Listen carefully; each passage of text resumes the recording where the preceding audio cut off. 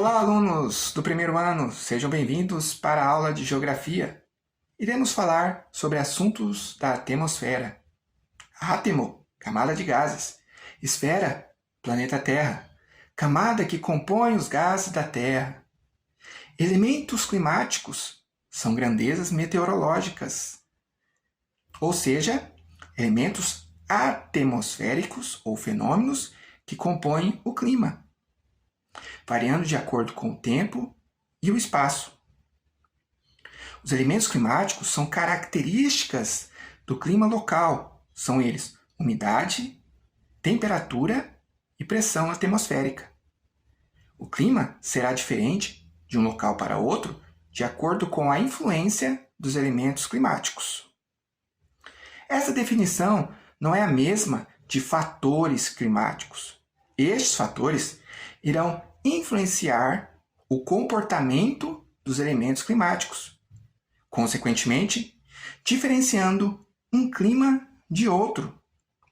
São os fatores que irão alterar os elementos climáticos, como, por exemplo, a maritimidade, a continentalidade, a altitude e a latitude, influenciando a umidade, a pressão do ar e a temperatura local.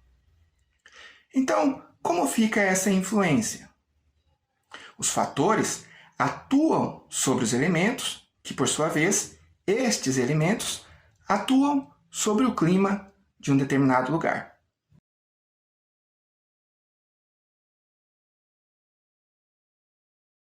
No estudo de hoje, falaremos sobre a umidade, as chuvas, a pressão atmosférica, os ventos e as massas de ar. Começando com a umidade. A umidade está relacionada à quantidade de vapor de água presente na atmosfera, num determinado instante. É expressa em valores absolutos e relativos. Umidade absoluta é a quantidade em gramas de vapor de água.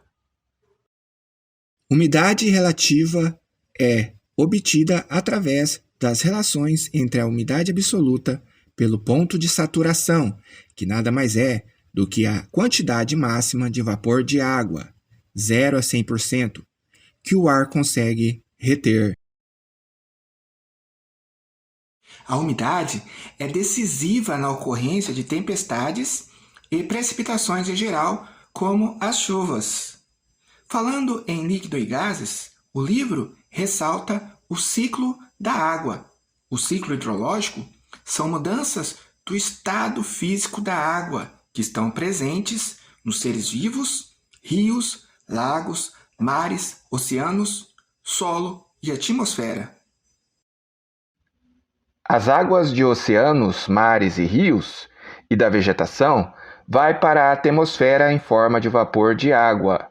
Ocorre então a evaporação em líquidos e a evapotranspiração pela presença de umidade nas plantas.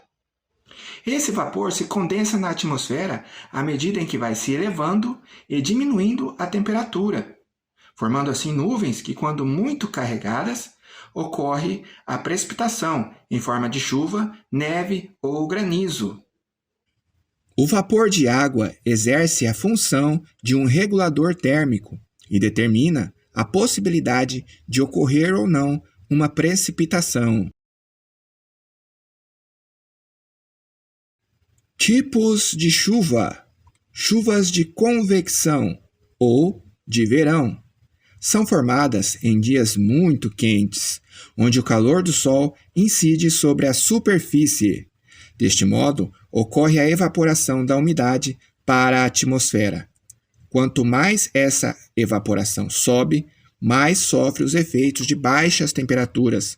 Ocorre a condensação em nuvens, formam-se cristais de gelo e, posteriormente, chove, queda de água das nuvens, as precipitações.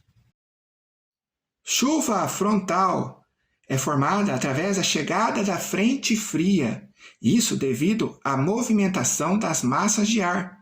Uma delas, a polar, que vem do sul, ou seja, de áreas de alta pressão, e seguem para regiões de baixa pressão. Por isso é chamada de frente. É uma área de contato entre o ar quente e o ar frio. O ar frio avança e empurra para cima o ar quente, que por sua vez se resfria, condensa e se precipita. Então, surgem as chuvas e garoas prolongadas com queda de temperatura. Chuva orográfica é referente à chuva de relevo.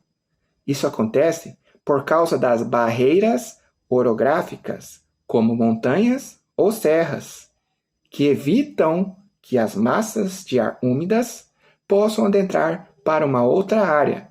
Por exemplo, é o que ocorre com o sertão nordestino brasileiro. O relevo impede a passagem das nuvens e retém toda a umidade. As massas de ar úmidas vão se elevando devido às encostas destes relevos. Resfriam-se e condensam, provocando as chuvas. Temperatura é medida em graus Celsius. Irá registrar o calor da atmosfera devido à desigual radiação solar. Essa variação depende ainda da localização e da circulação atmosférica de um determinado lugar. A imagem apresenta as variações de temperatura que ocorrem no globo, e quanto maior é a latitude, menor é a temperatura. Se refere, deste modo, à sensação de frio e de calor. Pressão atmosférica é a força provocada pelo peso do ar sobre a superfície. Esse valor é expresso em milibares. O peso do ar vai depender da latitude, ou seja, a distância que nós temos a partir da linha do Equador. Depende também da altitude e da temperatura. Nas regiões onde as temperaturas são mais baixas, a pressão atmosférica é maior, pois as moléculas de ar são mais concentradas.